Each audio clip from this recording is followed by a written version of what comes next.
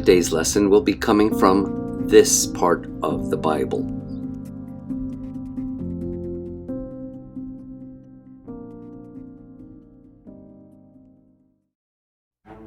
Lesson 7. The nature of man. Body, soul, and spirit. To properly understand the Bible, it is necessary to learn some basic terminology. The term sin is used in the Bible to indicate transgression against God. The term man many times is used to indicate mankind. The expression, quote, the nature of man, unquote, is used to refer to the three realms or aspects of man: body, soul, and spirit. The body is the physical part of man. Body contains the five physical senses: sight, sound, smell, touch, and taste.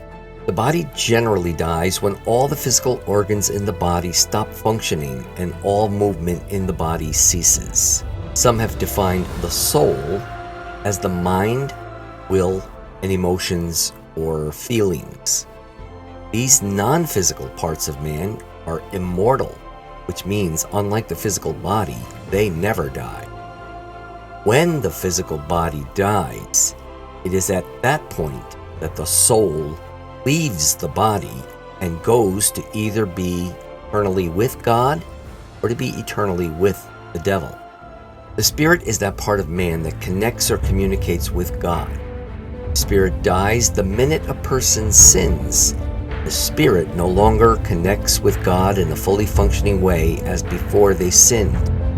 Thus, spiritual death can only happen when a person is physically alive. Therefore, a physically live person may be spiritually dead.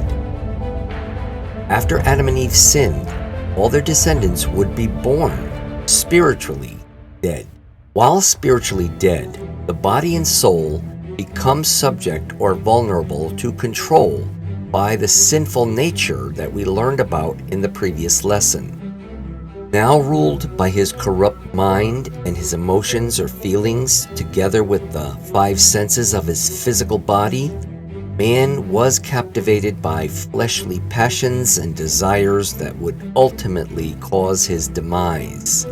After spiritual death, when the connection to God was broken, the condition of the soul and body were expressed in the Bible as, quote, the flesh, unquote. The body and soul, or the flesh, became predominantly guided by the physical realm, experienced through the five physical senses, so that spiritual concepts such as faith or believing in something man cannot physically sense would be very difficult. Thus, unless God made the first move and drew man, a connection with God would be impossible.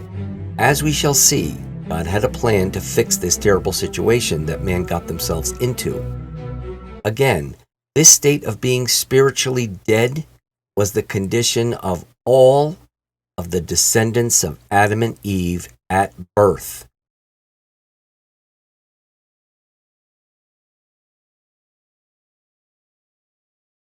At some point in the future, all dead physical human bodies will be resurrected and changed into an immortal state, so that they will not only be reunited with their souls, but they will exist for eternity to be either with God or the devil.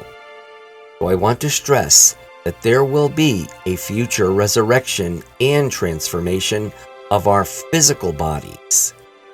We cannot delve into the details of this at this time.